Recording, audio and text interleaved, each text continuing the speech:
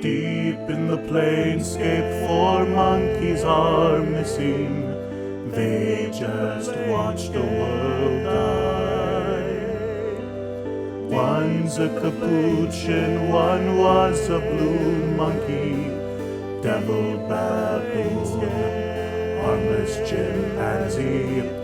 Time's running out for these 4 awful guys. Soon this show will end. Metal and gray coming down from the skies. They'll need eggs, God said. It's the Chanty finale. Take it by the balls. Chanty finale. Eugene and Aani too. Chanty finale. It's supposed to be a fishing trip. It's the Chanty finale. Everything went to shit. It's the Chanty finale. It's the Chanty finale. Chanty finale. It's the Chanty finale.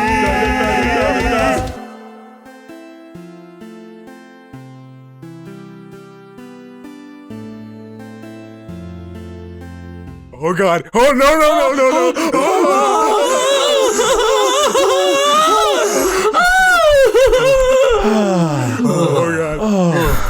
Please!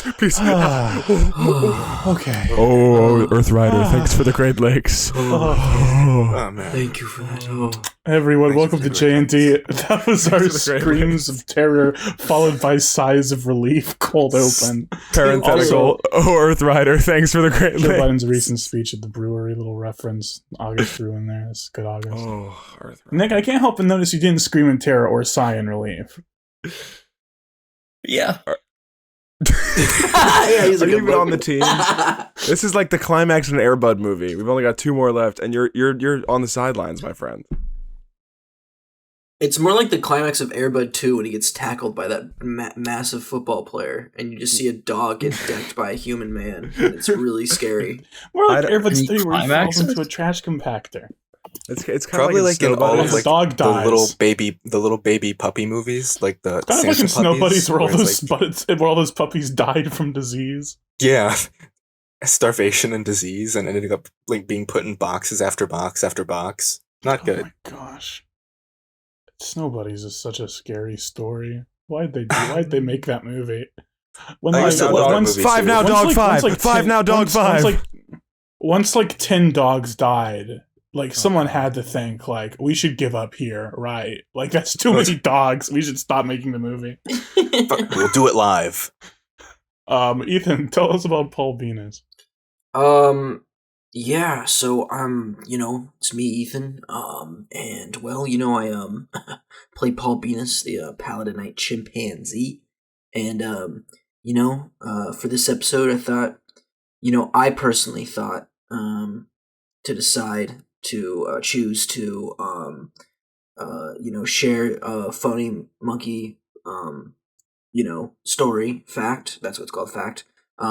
That's really about, we're looking back on the show, and sort of what moment did Paul Beenis really cherish the most on this big journey? Right. We've only got a couple episodes left. It's time to take a trip down memory lane and recollect with our many, many fans. Yeah.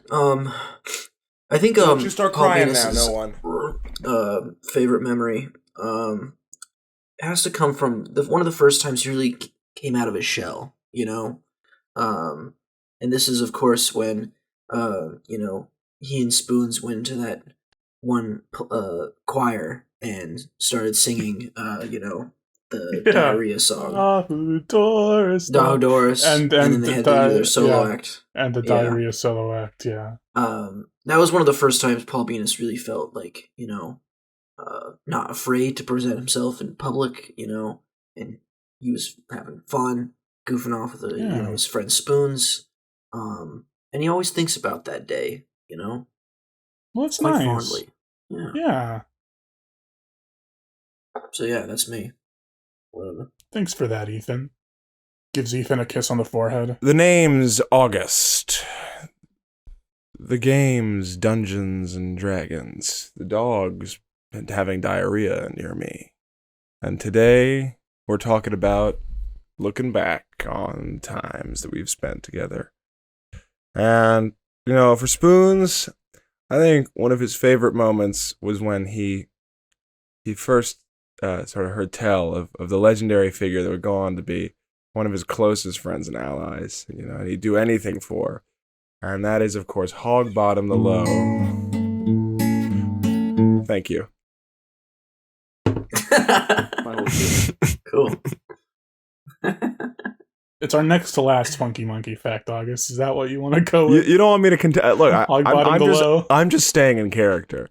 And if you dug a little deeper, if you got a few drinks in him, right. then Spoons might say that his actual favorite moment, and maybe August too, was the line delivery on when Gabe goes, Eugene goes, "There's pictures of famous chefs in the wall," and then Paul goes, "Who is that?" And then everyone really laughed real hard. That might be his actual favorite. That's a good moment.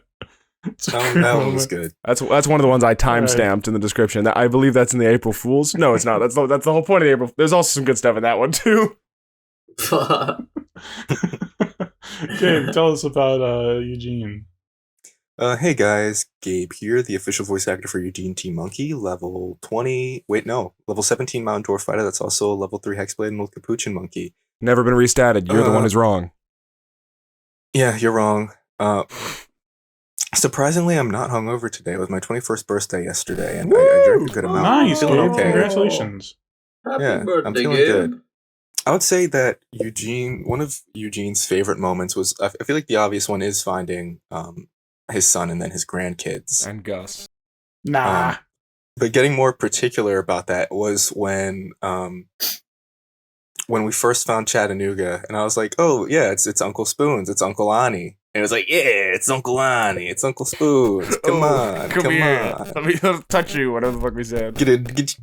August, give me a nugget.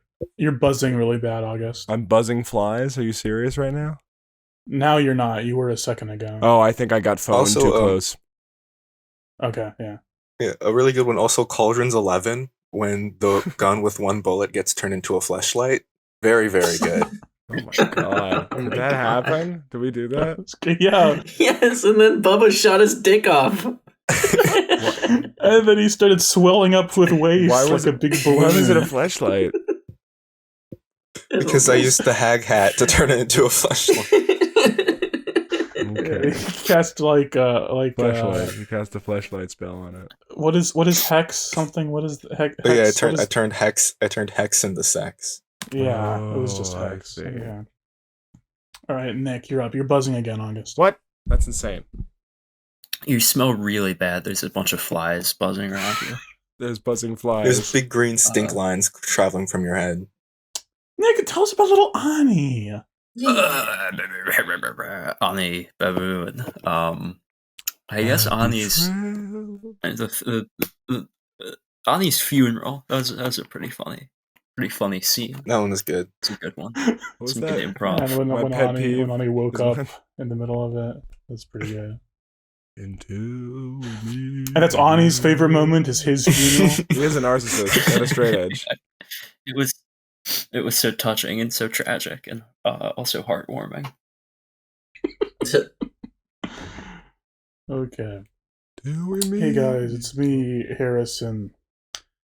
I'm not gonna do my favorite moment from my campaign. That seems corny. Do your favorite moment from Dungeons and Dragons. But I will tell each of you what I value about you as players at my physical table that we all sit around. Yeah. When we all This is a real table that we're all around. Moves It's Vinny awesome. to the left. This is actually the greatest con of all time, making this seem like a remotely recorded D&D podcast. Yeah, I have a little buzzer that I keep pressing every time August speaks so that it sounds like there's some digital interference on his end. We also Yeah. have the same work schedule, and we live right by each other. So all the times where it's like, oh, the months where it's like, oh, we can't record, we obviously could We're lazy. very easily. We live in an Ed and Eddie cul-de-sac. You know what I mean? And it's And just we all us, work in the just our same. We houses. all work in the same office, and we have the same work schedule perfectly Yeah. synced. Yeah, she cull on my sack until I record J&D. Exactly. Anyway, after this is over, you guys tell me if you want me to edit this out. It might be a little personal. Oh. But you can let me know if you want me to leave it But in your or not. addresses are as follows.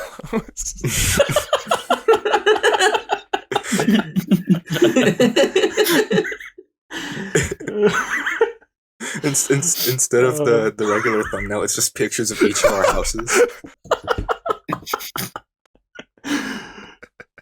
Ethan, this show would Hey. not be what it is without you. You are so Aw. constantly hilarious. You set the tone for the entire series. You are a delight to play this game with, but beyond that, you're a good storyteller. You turned Paul Beenis, objectively the most absurd member of the party, into a well-defined character with goals and fears, someone that is not only the greatest comic character of our time, but also a character we can really love.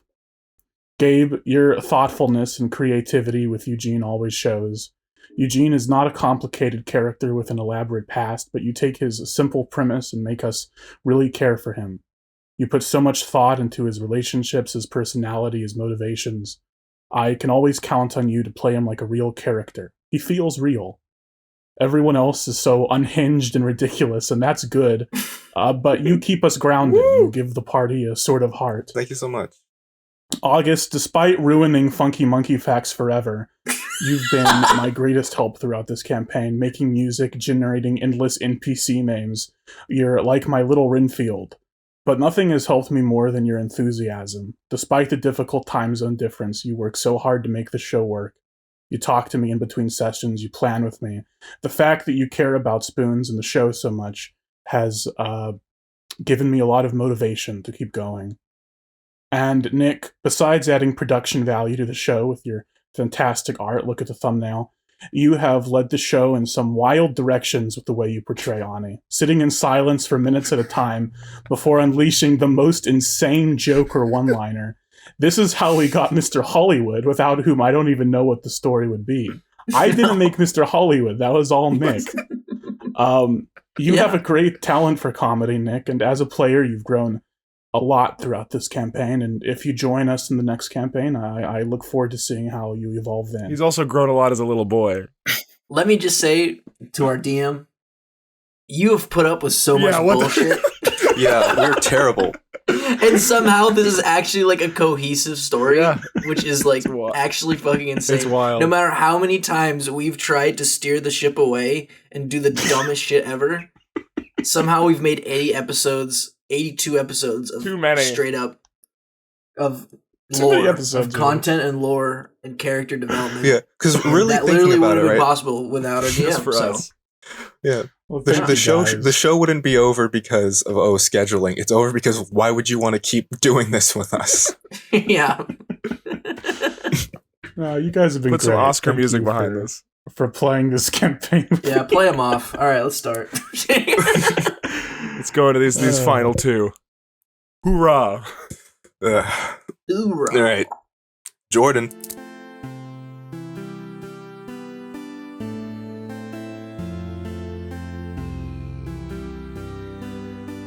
Back to earth, but save the world first. You've been swell, but it's time to say farewell.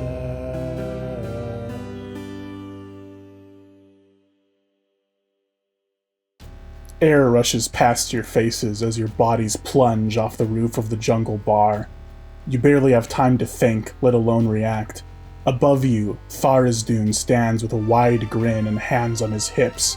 In the distance, a burning geyser rages, spewing demons into the sky. To your right, Morticia Adams' family within her jewel prison is coated in liquid metal. To your left, Gus the dog whines and howls until the metal fills his mouth and plugs up the noise. You hear Carmen and Percival shout something, but there's not enough time to register the words. All around you, metal trees twist and rise and black cords wrap themselves around the earth. Eugene T. Monkey, Paul Beenis, Aani Funny Baboon, Spoons Rango. Your bodies reach the ground.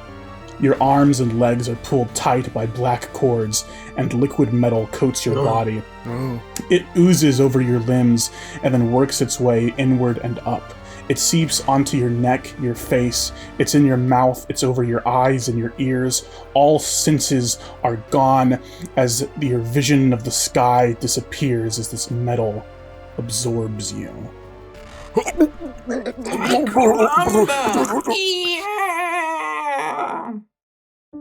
You would have expected this metal to be cold like steel, but it isn't. It's cozy. It's nice. It's like you've been wrapped and coddled in a warm blanket. The panic you felt a moment ago, it starts to subside as this warmth creeps under your skin. Your breath calms, your heartbeat slows. It's so quiet here, so still.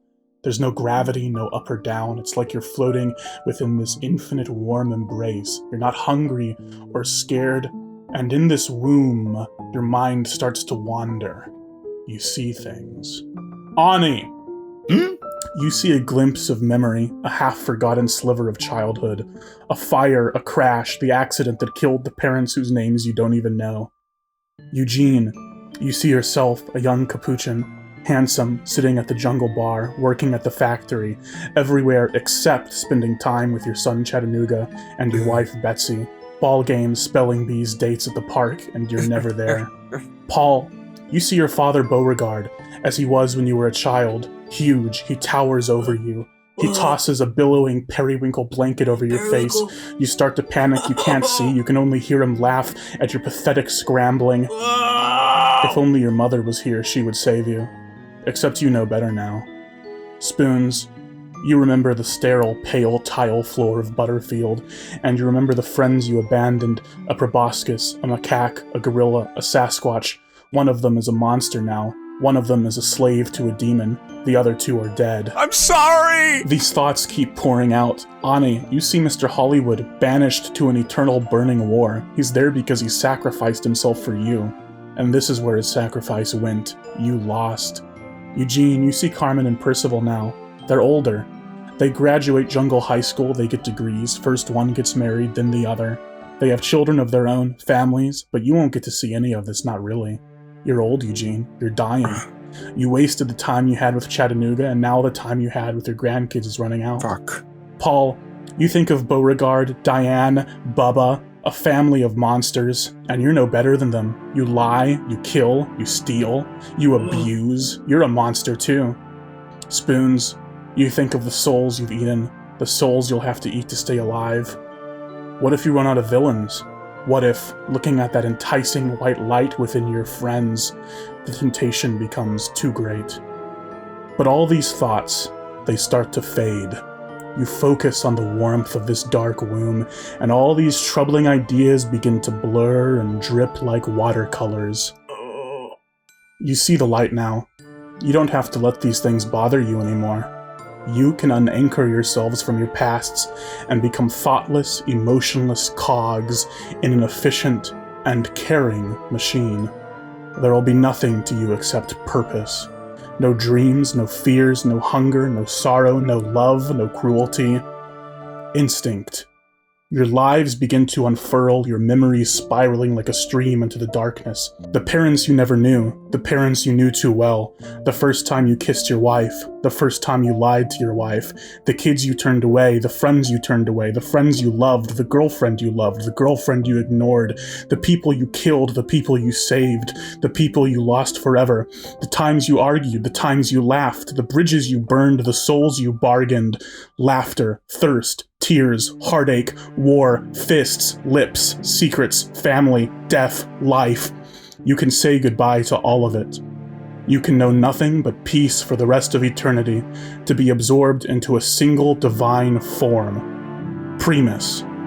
All you have to do to be free of this heartbreaking world forever is say yes.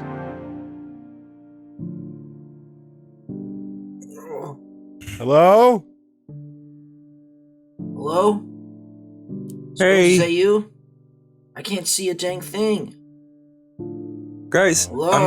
I'm gonna put my hand forward and I'm gonna start walking. If I I'm bump gonna- into you, let me know. It's just more memories. This is more memories. Hello? Does anyone Who want to are look you? different in their like memory form? Are we together? Do we get to see each other? This warmth continues to creep under your skin and further towards your very souls, but it halts for a little bit. And yes, I think you can see each other as something blocks this feeling, and yet there's still this voice in your mind saying all you have to do to join Primus is say yes. Yeah, okay, so Spoons looks like a blue quadrilateral with a purple triangle on top, and he's two-dimensional. That's good. Eugene looks like a young capuchin in a wedding suit. Cool. Oh, hello there. Do you know my friend Eugene? Yeah, I think I might. Do you know a friend of mine? His name's Spoons. Kind of same colors, same shape, but kind of like more 4D, I guess. Do I? Paul looks like a sea bass flopping on the ground. Look at that. Look at that funny I little am fish what I over there. catch. I am what I catch. I am what I catch. Oh, wait, Paul, is that you? He recognizes him I am instantly what and I picks him up. catch. I am what I catch. Paul, hey. Hey. I put him in a fishbowl. Is Aani there? Nobody. Yeah, Aani's 7 feet tall, super ripped, wearing like a commando uniform. Oh. Well, So, I feel like this guy commands great respect. I do. yeah, let's listen to this guy. What do we do, General? All right. Listen, crew. Listen up, crew. We gotta. Yeah, I don't know, man. This metal thing seems pretty chill. I'm gonna. This voice is still in the back of your head saying, all you have to do is say yes. I don't know, guys. From what I'm getting at, things would be a bit better. At least on my end. I don't really, I don't know. I feel like we shouldn't say yes, but I feel like, I don't know why I feel that way. I think it's You got- selfish if you don't. Do you guys remember where it's very warm in here. It does feel really good. This fishbowl is cold. This fishbowl is cold water. Spoons has a 2D bed that he's suddenly in. Like the camera pans in on his face, and then it comes back out, and suddenly he's in a nightcap on the bed. Wow, this is. It's like Maybe it's I don't know what you guys. I don't know what you guys saw for, but Put me in the bed. Put me in the Eugene bed. picks him up and puts him in the bed and wraps him up in a blanket, and then pours hot I just cocoa want into to the be fishbowl. cared for. I just want to be loved. Put me in the bed. You guys are who again? It's me. Well, I'm Eugene. And okay, we know each other from we're from here, right? What, from like, you talking about vocational tech school? What do you mean? Yeah. Sorry, Commander. What? But You seem to be looking off wistfully, and you got a hand on a hip. I'm seeing But magical you know what? adventures. I think I sniped a couple of goblins. I'm thinking I maybe did close quarters shotgun combat with some orcs. Not entirely Yeah. Eugene grabs the edge of the 2D bed and stretches it up so it's longer into a Three Stooges bed, and then crawls in. Three Stooges bed. Yeah, and then he pats on it. Come on, Commander. sure. Oh, what the heck? Everyone. It's like this world was made was made for us and this fish. Wow. So I don't know. I think if we don't say yes, we're being selfish. Yeah, I mean, if we can live comfortably, why would some people can't? There's I nothing think but I the self. don't. There's nothing but the self. The eyes are God. God is the perceiver. Is it white everywhere or is it nothing everywhere? It's like black I'm everywhere. thinking- It's like I've- nothing. Yeah, I imagine. Oh, that, I like, was a warm actually black. just saying that. Okay. To live or die. Well, yeah, because like I don't know. With everything I saw, people would kind of be better off. Yeah, Just yeah. I don't know I what's going on, remember- but the metal is very warm and the void inside of my heart is very cold. That seems to So where you get warm where you don't have warm, right? Fish, what do you think? Everyone hates us. Everyone hates you. Everyone hates you. We're monsters. We'll always be monsters. We're freaks. Well, why don't we flip a coin?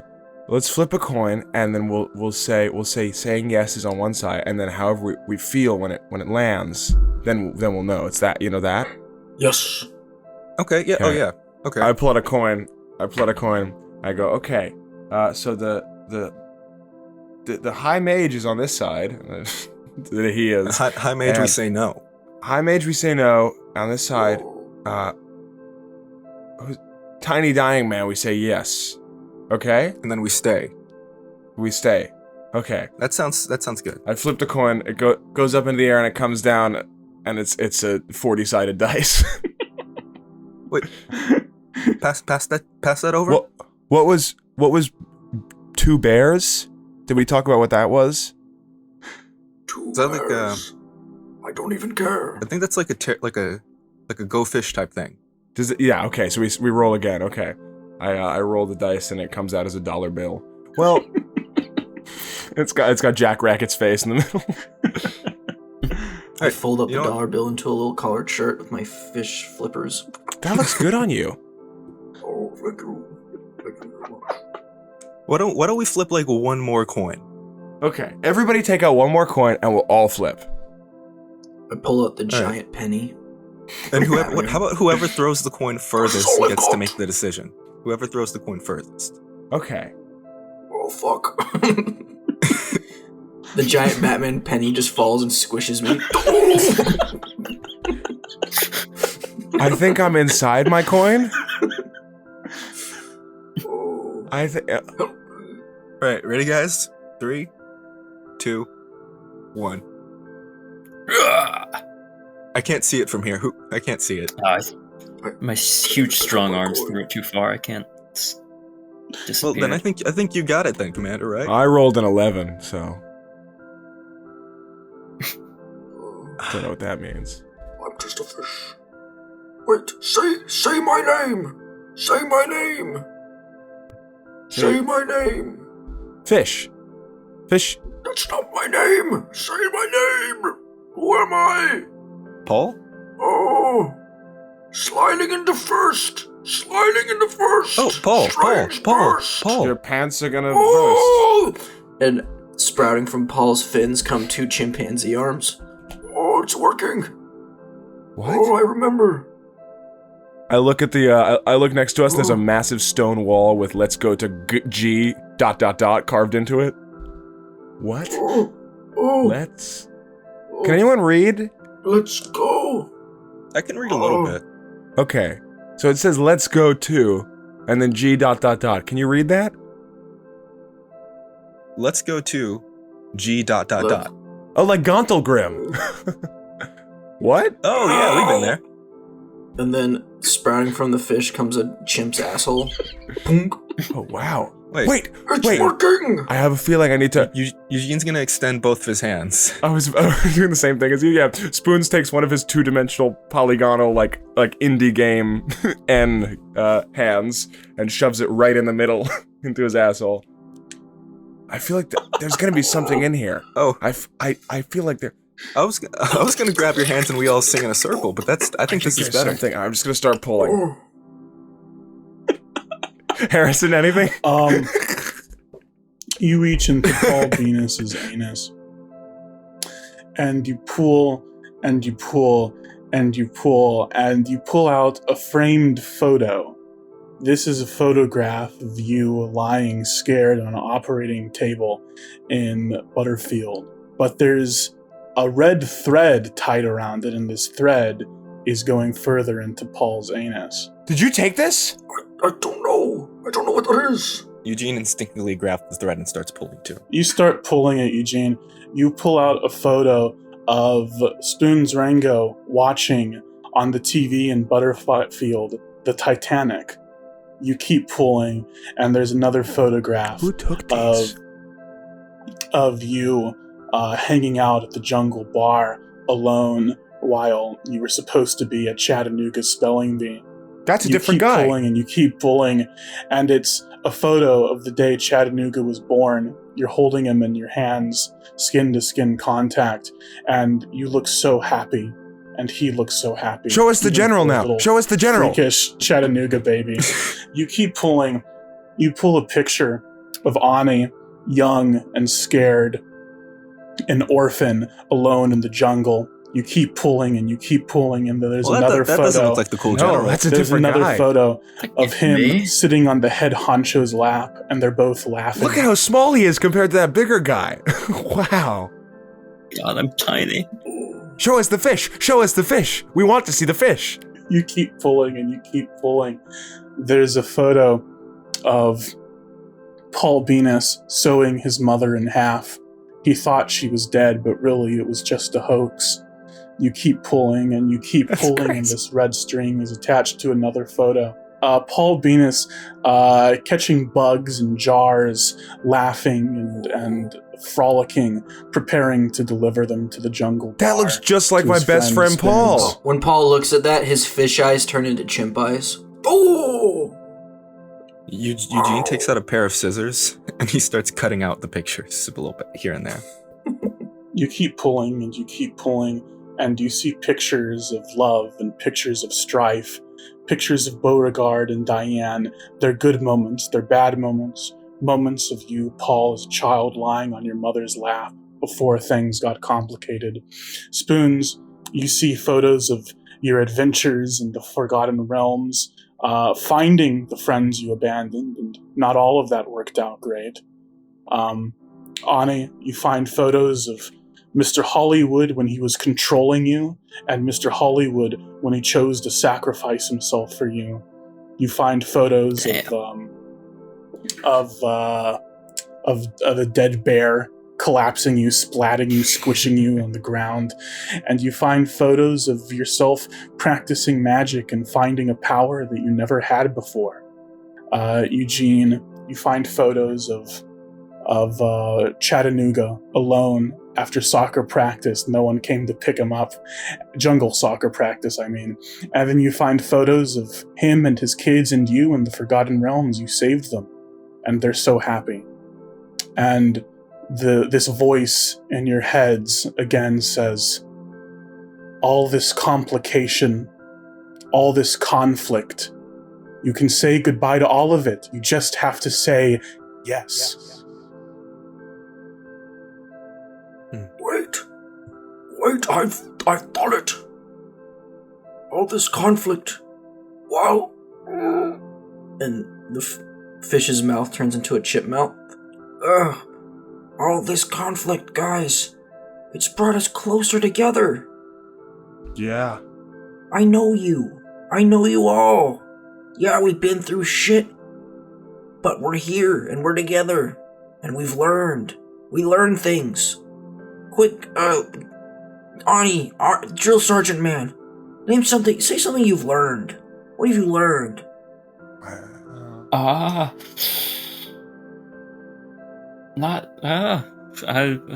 Really not the right guy to call on here. You're a learning man, you're a learned. I learned spells, learned magic. Magic? You did learn magic. That's good. You did learn magic. We wouldn't have had that if it weren't for all this tragedy. And then this fish grows chimp legs as well. And now I'm sort of like I still have a fish body, but with chimp arms and legs, and I'm crawling around the floor. Yes, you see, it's working. Guys, don't you see? This voice is no longer in your heads. It's in the space around you, in the vibrating molecules. And it says, just say yes. No! I mean, what? No, don't say that word. I look up at the sky and paint like in skywriting. It says, "You hate being told what to do."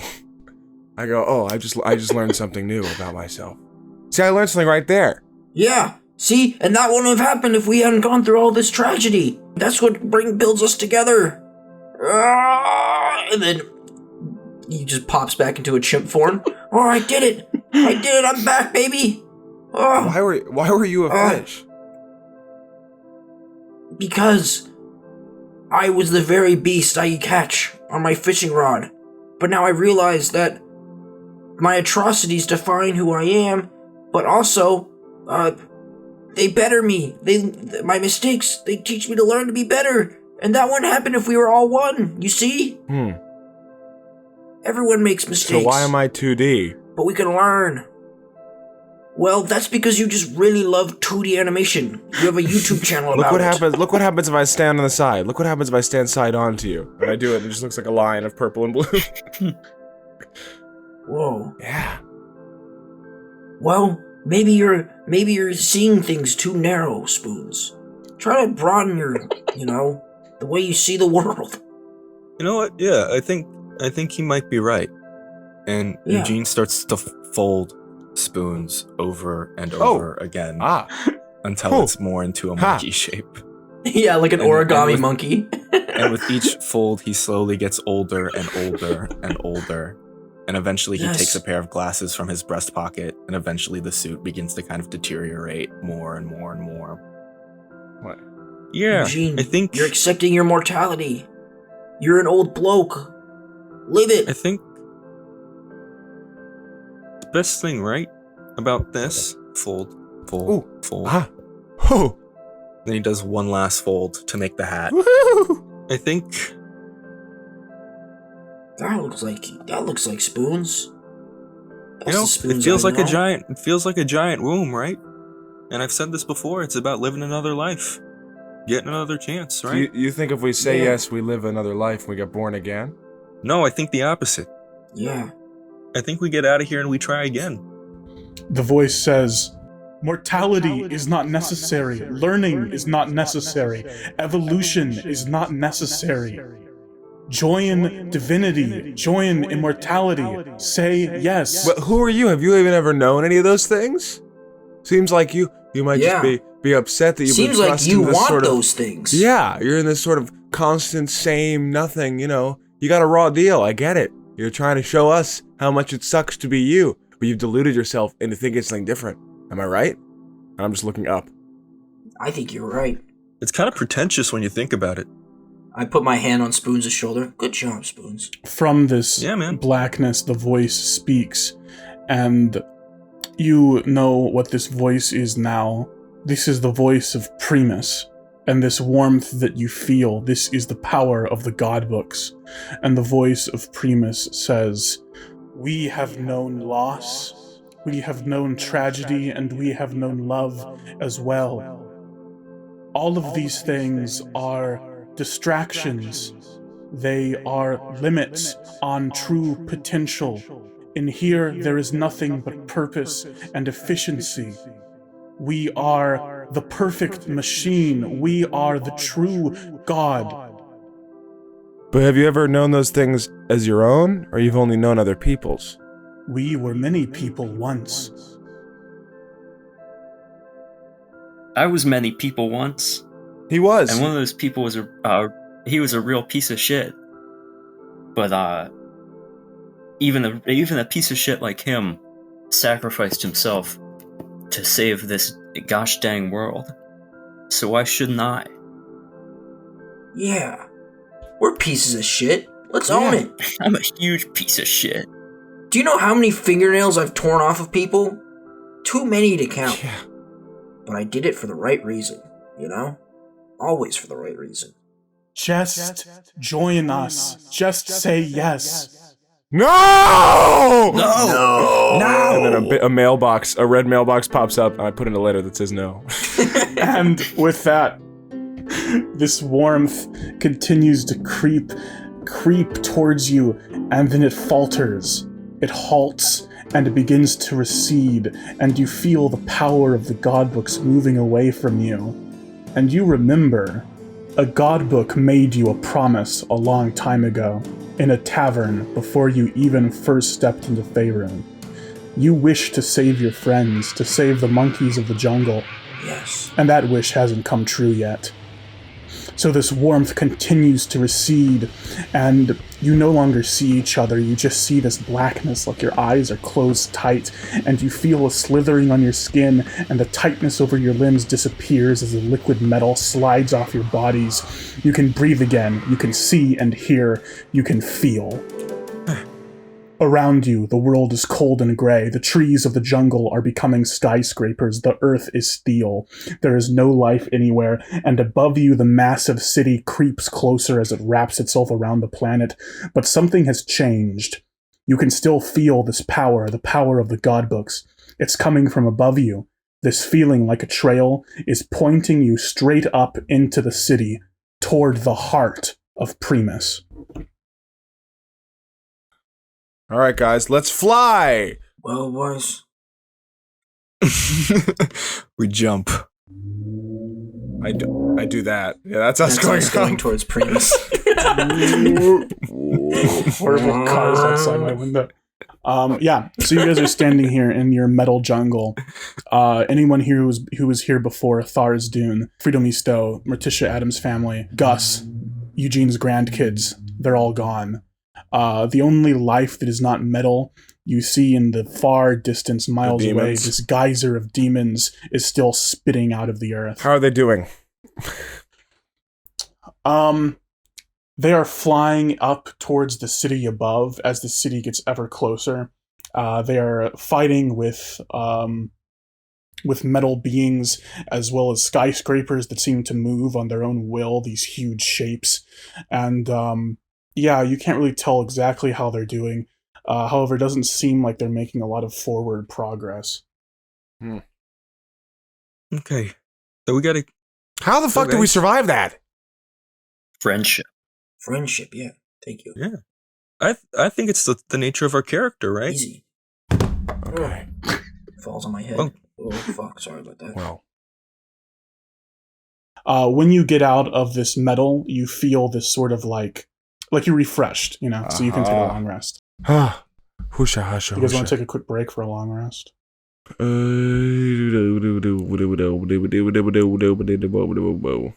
think I'm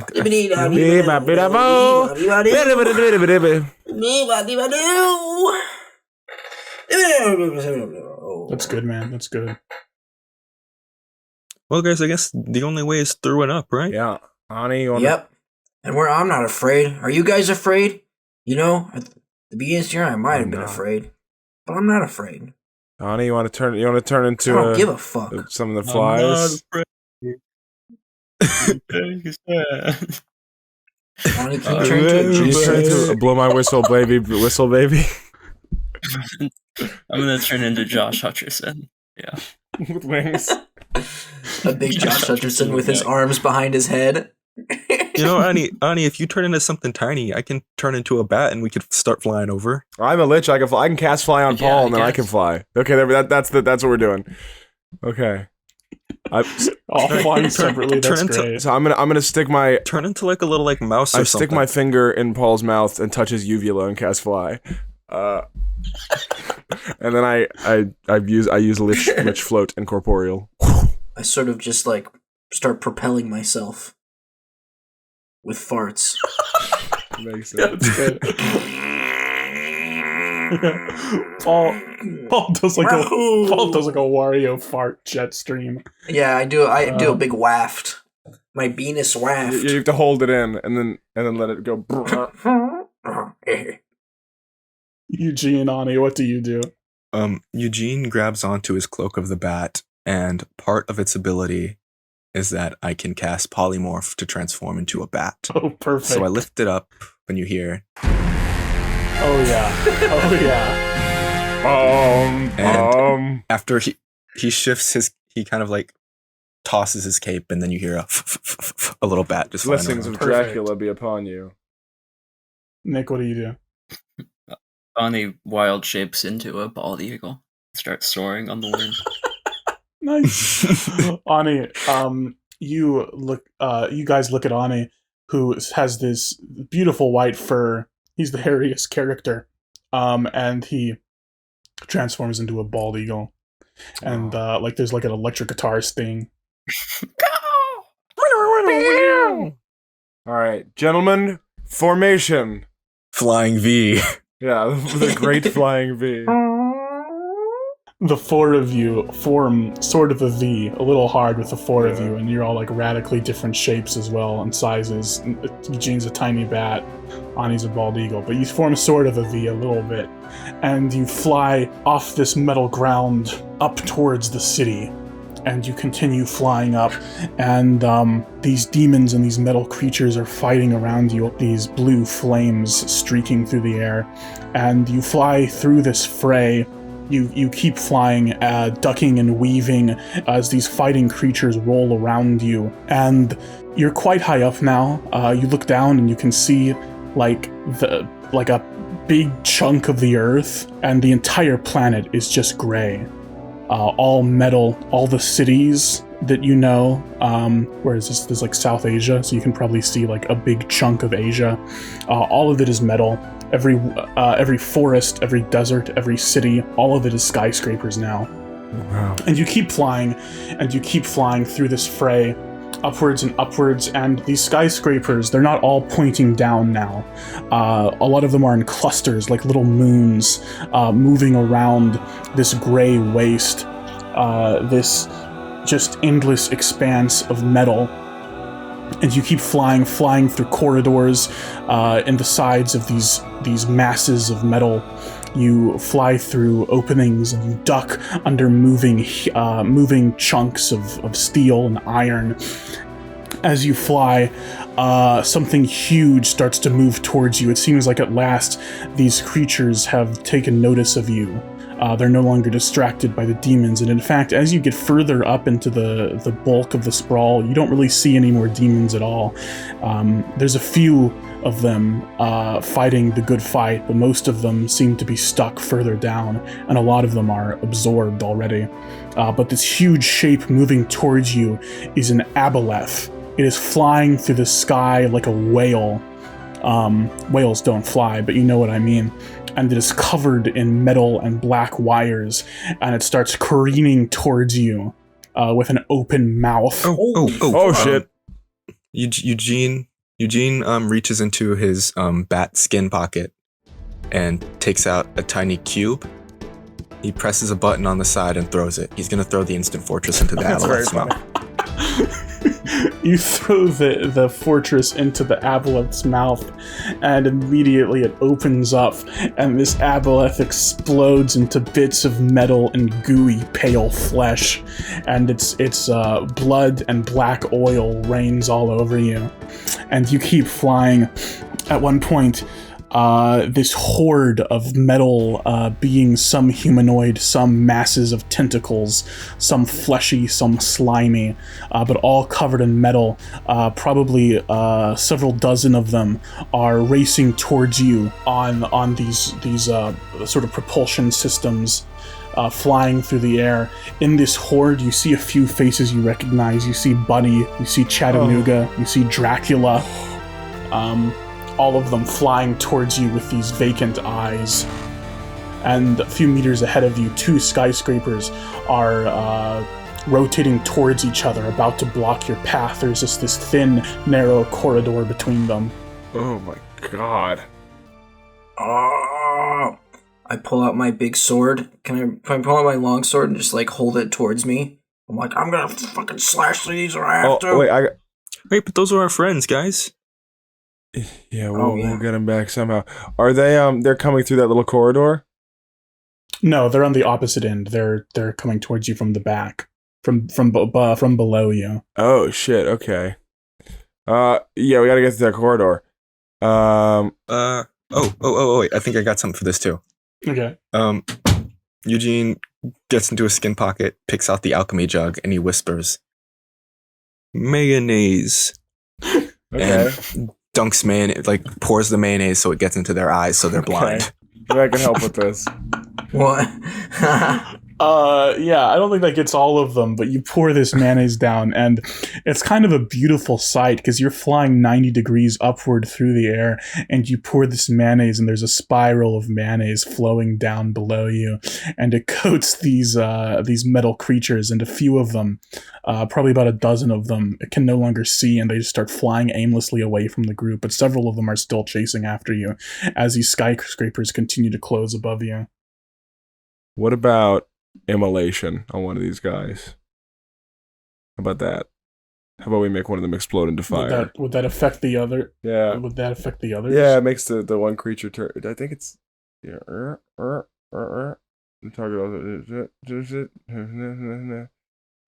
no, I think it just does the one person. You're right. Anybody here have like a really good arm? I got a good arm. Paul's got 2 metal arms. Yeah. I'll pass you the jug, and maybe if you throw the jug down on him, it'll ricochet a bunch. Let's do Bounce it. around. Ethan, have Paul give me a dexterity check. Can I convince you for it to be a strength check? Yes, you can. That's fair. Chucking a big jar is definitely strength. Yeah. Hell yeah. Okay. 15. Yeah, you chuck it down at this group, and it hits Dracula right in the head. And the jar cracks, and it explodes, and mayonnaise shoots out all over them and coats them like big white sticky goo, and all of them start flying haywire through the air. They're no longer capable of really chasing you. Their machines are gunked up by mayonnaise. And you go shooting through these 2 skyscrapers as they close on each other.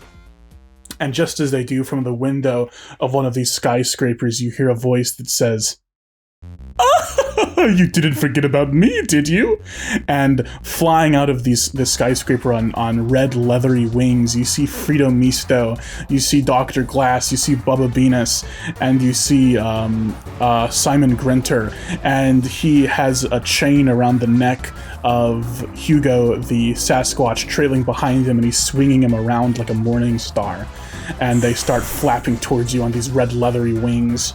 Yeah, okay. Dr. Glass says, "I'm going to get you for what you did to my family." And Grinter says, "You ruined my life, Spoons." And Frito Misto says, "I'm gonna be famous." And Bubba Beenis says,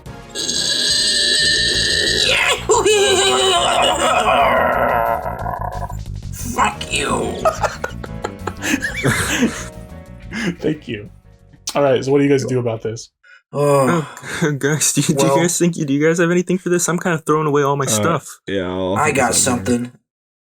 I hurtle towards Bubba, going super fast because of my fart laughs. Yeah. And as I approach I forgot him, there's this constant like brownish green trail coming from Paul as he flies through the air. You could do skywriting with that. He embraces Bubba Beenis. He hugs him. He gives him a little kiss on the forehead. He says, "Everything's gonna be okay." What the fuck? What are you doing? Get off me! Get off me! No, I'm not gonna get off you. You wanted to be my brother? I'll let you be my brother. Alright? Everything's gonna be a-okay. Alright? You're gonna be alright. And, Bubba sort of starts to have like a fucking breakdown, you know?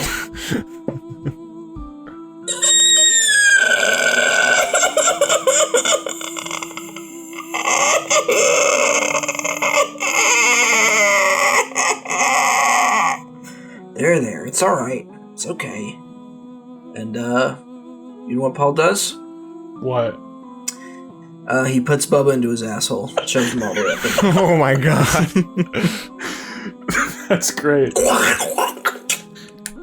Frito Misto says, What the fuck? Now he will always be a part of me. What? That was I so can't run from upsetting. that. I can't what run just from happened? that. From That what was happened. so upsetting. I'm here to embrace it. What just He's always a part of me. what just happened? Oh god. You won't understand, Frito Misto. You've never loved. And that's what's wrong with you. You're a clown. You're a fool, honestly, but you've never loved. I think I need a moment to process what just happened. And as he says that, a metal spike flies out of one of these skyscrapers and strikes him through the heart. And he says, and this liquid metal starts to surround him. Another one goes through Dr. Glass. Another one goes through Grinter. And another one goes through Hugo. Spoons, I'm sorry, man. That's okay. You're good. You're good, man. I shoot a fireball at Freedomisto and then go away. The fireball explodes and it erupts as he's getting converted, and all of these figures get blasted off into the distance. I hope that sets his mind palace on flames. I hope it's very upsetting for his psyche. Let's go. Okay. You guys keep flying up until you see all these creatures moving, coming towards you. You see a Tarrasque being propelled through the air. You see these metal spiders scuttling along the edges of skyscrapers, and they start to jump towards you, but you're outpacing them all, except for one blasting through the air towards you. It appears to be a person with a pencil-thin mustache, although their skin is pale now, and they are covered in metal. They don't look like the person they once were, but this appears to be Asmodeus. And they hold out a hand and they start charging a massive fireball, the size of a meteor, swelling and roiling, and they're preparing to launch it at you as they fly through the air towards you. Oh boy. Yeah. I got this. I got this one, guys. No, we can take this one together. Everyone hold hands. Hold hands, and can I please have a charisma save? And also, this is gonna make Paul fall out of the sky, because it's my fly. So actually really hold Paul. Yeah, somebody hold on to me. I'll help Paul by digging my talons.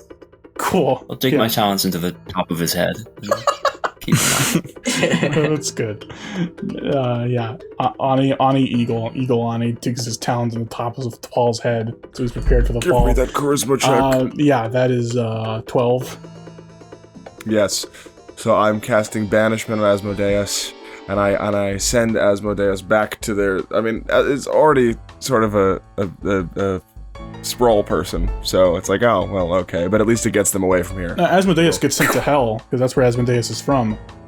Oh, shit. He's gonna get torn apart by demons. Blink, they're gone. And Let's go. You keep flying. And you keep bobbing and weaving as these figures approach you. These skyscrapers collapse into one another through this massive gray waste of floating metal. And then you see it. What doth I see? Did you say Godolphi? Did you say Godolphi? Yes. Yeah. One more Godolphi. One more Godolphi is there. The heart of Primus. The heart of the sprawl. You've been flying for... Gosh, who knows? It's been hours you've been flying through this waste, but you're finally here. It begins as a small shape in the distance. It grows and grows as you get closer for several minutes. You approach, and it grows until you are looking at a sphere the size of a small moon. Oh my gosh. Skyscrapers orbit it like satellites. As you continue getting closer, it eclipses your view as though you were approaching the surface of a planet, but it's not a surface. It's people. Billions, beyond billions of living beings, covered in metal and linked together hand in hand, tentacle in tentacle, claw in claw, tail in tail, packed together into this colossal orb. Those with eyes you can see, their eyes are glazed over, their faces vacant, and with their limbs interlocked, you get the sense you're looking at some sort of network. Running atop one of the skyscrapers orbiting this moon, Tharizdun shoots bolts of green fire and burning chains from his hands.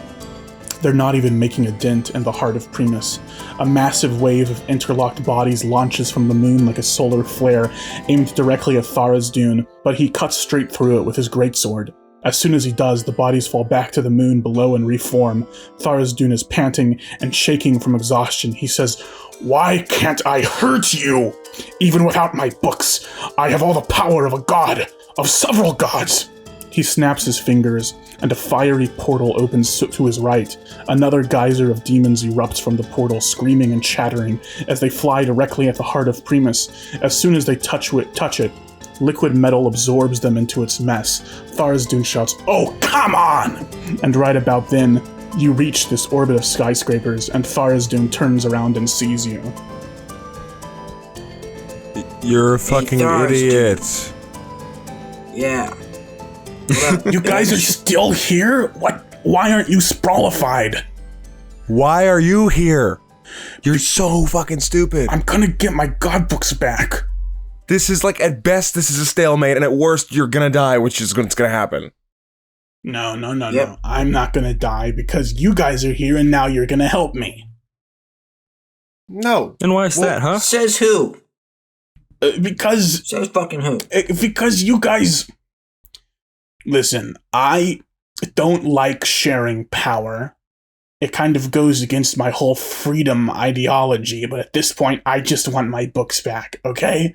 We can be all-powerful deities together, okay? We can rule this universe. You guys are powerful. You're the only guys I know that have survived the sprawl, who haven't gotten absorbed. So, You see that, fellas? He's bargaining. He's bargaining with us. Okay, we'll take this. Eugene, as a representative from Hell, write up a contract.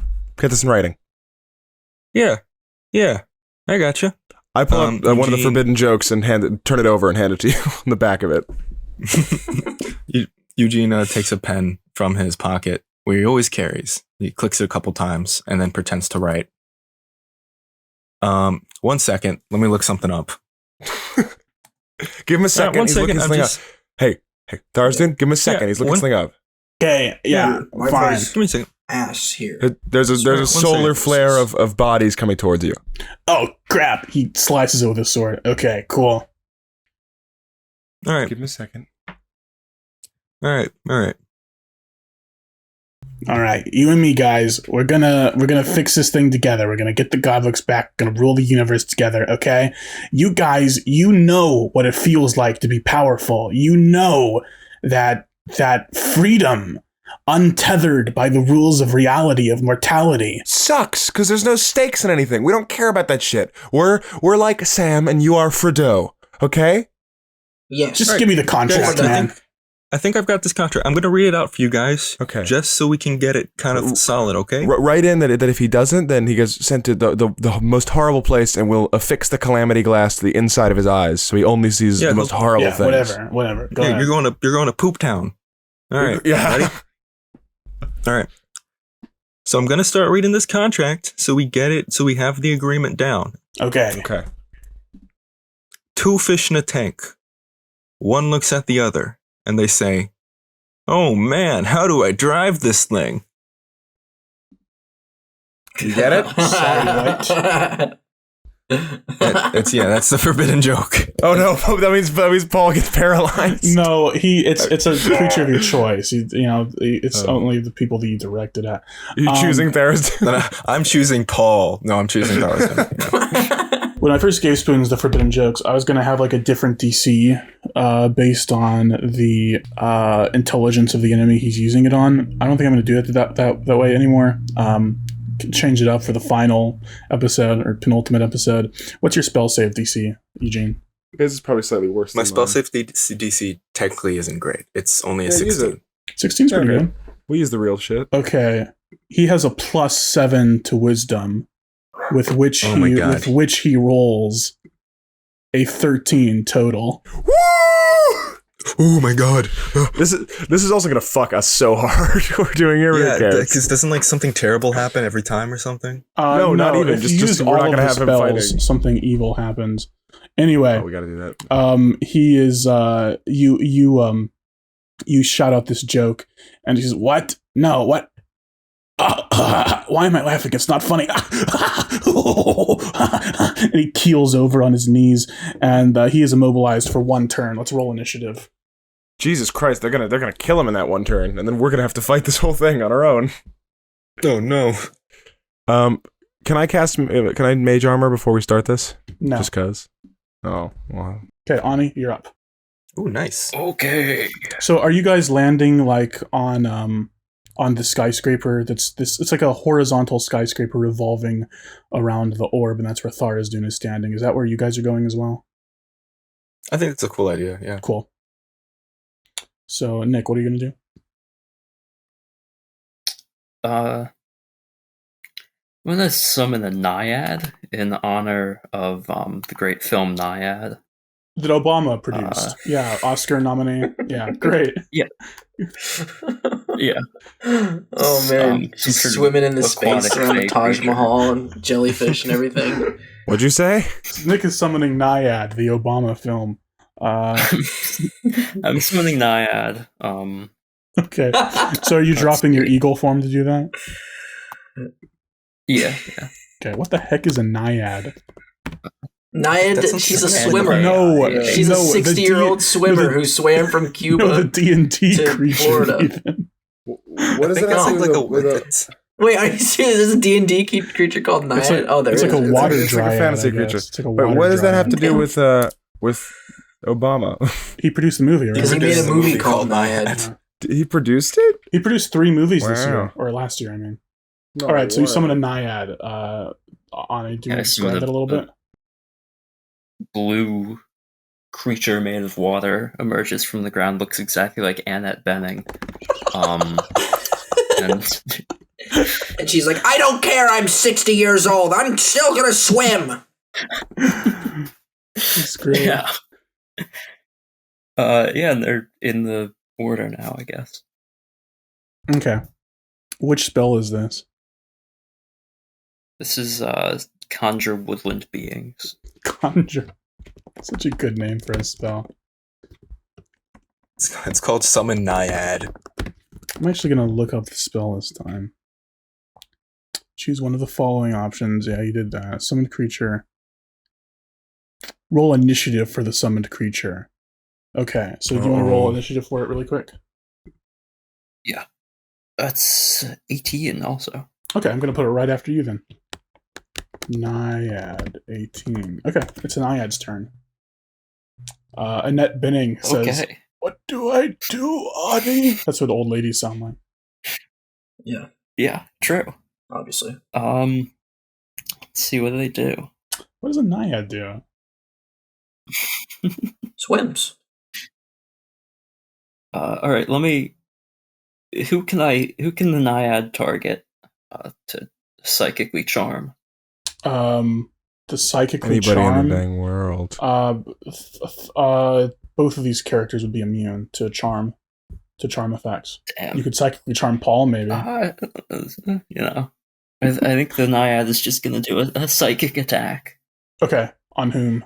One of my options. Tharsdune or the urban sprawl, the heart of Primus, this big moon that you're orbiting around? The heart of Primus, I guess. Well, that's a natural 20. Nice. I think that. Well, of course it hits because it's a crit. Yeah. Okay. So you can roll damage. All right. That's 13. Nice. With 13 damage, all the voices inside of this orb, millions, billions of voices cry out, "Ah!" Next up is the sprawl, Primus. These bodies begin to move and flow along the surface, and they start grouping together and clumping together, and they're jutting outwards, and they form the barrel of a massive, like literally massive, like building-sized gun. And Holy shit. a big freaking ray of light shoots out and engulfs the entire skyscraper that you're standing on. Everyone give me a wisdom save. Wisdom. Do I have anything helping? Do you have any reactions, anyone, to help us? Help us. Please. So I rolled really bad. I'm gonna use my feature Indomitable to re-roll that. Okay. I rolled a 22. That's I not got better. 24. I rolled an 8. Okay. I rolled an 8 as well. Perfect. Okay, so all of you, no matter what, take 45 radiant damage as this light sears your skin. Paul and Eugene, you are both stunned. Oh no. You cannot act. This light blots out your eyes. Shit. You can't see. There's this ringing in your ears. Who's up next? It appears to be I will. Eugene. Eugene, you're stunned. Tharsdune is also Yeah. stunned. Spoons, you're up. Tharazdun is rolling around on the ground going, oh, Oh God. Tharazdun, anybody nearby to him? no, not really. Okay, then we're gonna go big money right off the bat, and I'm gonna cast Meteor Swarm, and I get to pick 4 points. Oh, well, you're Where the definitely me- within the me- Meteor Swarm range. You're like standing on the same building as him. Oh, are we? Is it not 40 feet away? 40 feet away. Oh, we can do it later. Nah, yeah, it's more than 40 feet away. I'm sorry. I mean, Wait, it's less no, than it's it's less than 40 feet It's away. less than 4. Okay, Right, because if I put you further away than that, you're not even going to be able to attack him. that is true, except with Meteor Swarm, of course. Right. Because the duration of that is 1 mile. Yeah. Well, I could, guys. What do you think? Those who aren't stunned, should I prioritize the planet?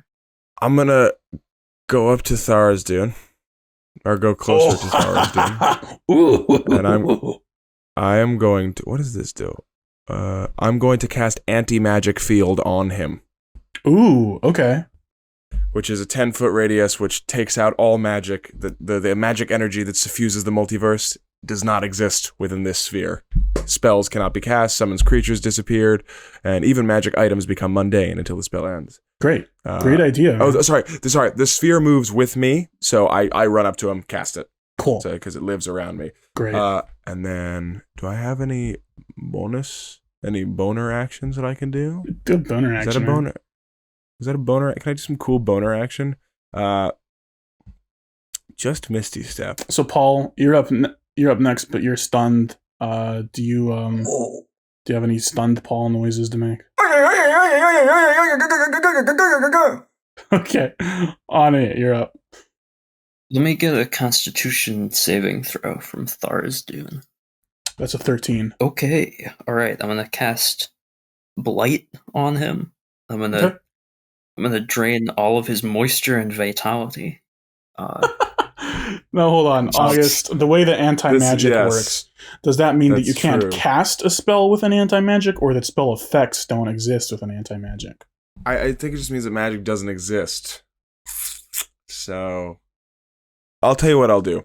I will say that I wasted a Misty Step to get near him and saved my movement for when Aani casts this to jump out of the way momentarily. Is that okay? Yes, I will allow that. Yeah. Okay. Okay, because I'm wasting a spell slot on Misty Step. So Okay. yeah, Aani, I you quickly can- jump the field out of the way and then fall back down. Cool. Yeah, I'll allow that. Aani, you can use your spell. Okay. That's 37 damage. Nice. Okay. What happens to him? He shrivels up. He gets really dry. His lips get chapped. Yeah, I like Poor that. That's guy. good. It looks like a raisin. Next up is Naiad. What do I do, Aani? Does anyone need healing? Everyone just lost I 45 think HP. everyone could use it. Yeah. Yeah, everyone. You can't heal me though, so heal someone else. Okay. Who has the lowest health? 176. Probably me. Probably you, Aani, because you're not you're not a yeah. melee guy. That's true. Yeah, I do focus on have yourself. 58 health. The Naiad's going to cast Healing Word on me. Cool. You can roll for that if you want. I don't know what Naiad's spellcasting modifier is. I guess he doesn't have one, so it's just... It would just be it would be like either wisdom or intelligence, I think. Which other one is higher, probably? Wisdom. Okay, alright. Okay, that's only 5 healing, but it's, Okay, that's better than nothing. Yeah.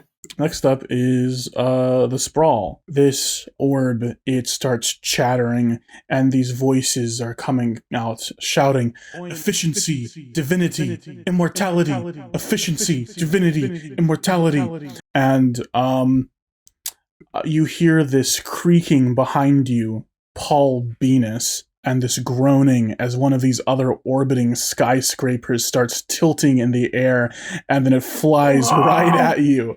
Oh my god! Give me, I roll a melee weapon attack. That is, The building's a melee weapon. yeah, that's 17. Does that hit? It's only set. Oh, yeah. Oh, wait, actually, No, it does This would be not. like- Okay, like 18. great. This it's 18. skyscraper flies right over you, and, Cracks on his and head. gets absorbed into the moon below, and then another one comes flying at you. Does a 28 hit?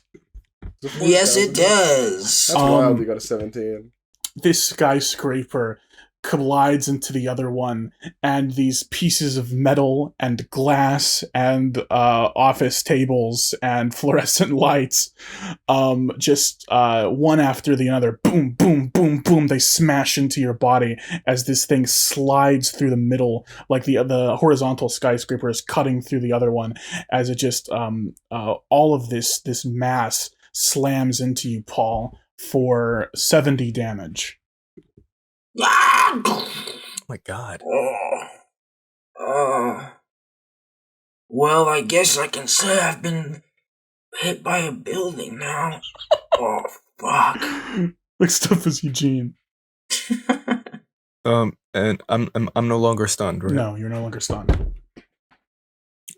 So for my bonus action, I'm gonna use Second Wind.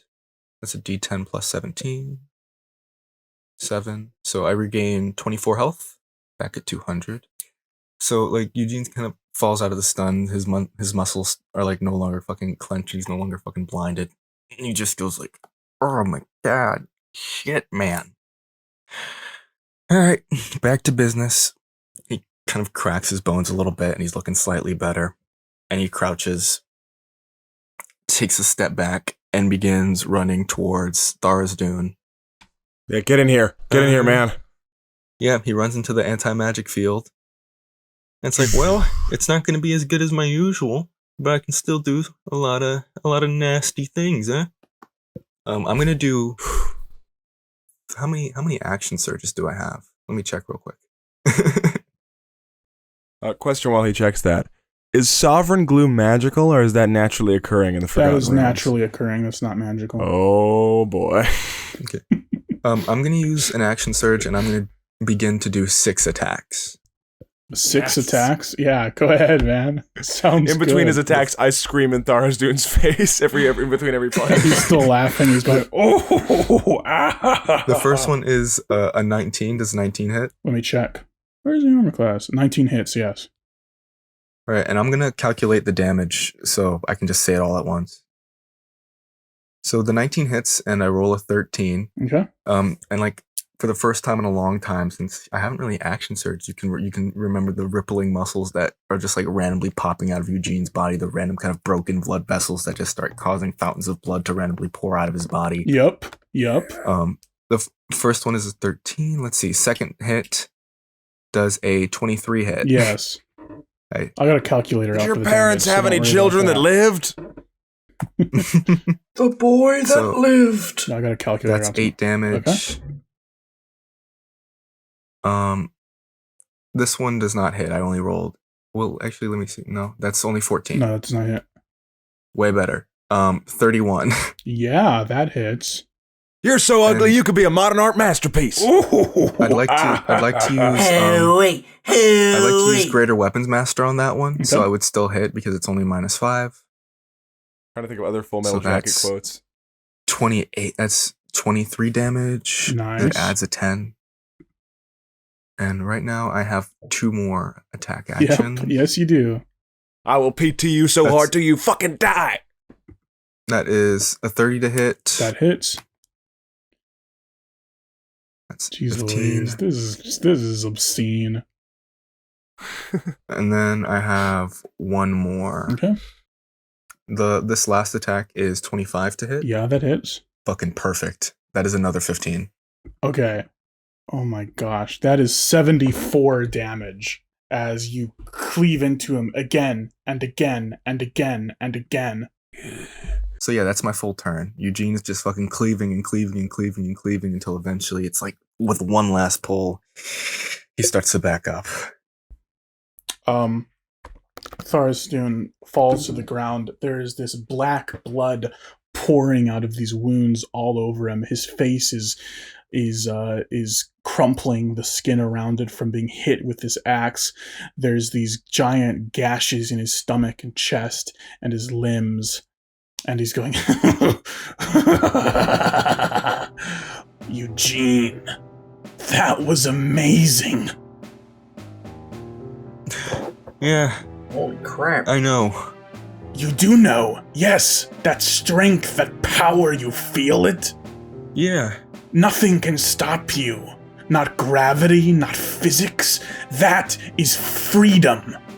To be unbeholden to anything else in the world. Don't you feel that? It's the best feeling there is. Yeah. I feel it every day. Every day when I walk out of my house, of my palatial monkey estate, I feel like I can do anything and everything. And I do anything and everything for everyone else. Oh, that's disappointing, but quaint. Get up and throw a punch. I'll give you that, it's quaint. He gets up and he dusts himself off. You guys, you have so much potential. You're disappointing. I'm disappointed. That's funny. He cracks his knuckles, and he looks bad. He's drenched in this black blood. One of his arms is hanging from his torso in a way that it shouldn't. And he says, I am going to fuck you up. Oh, well, guys, this might be the end of us. We're done. Show's over. That's the last episode ever coming out. Episode.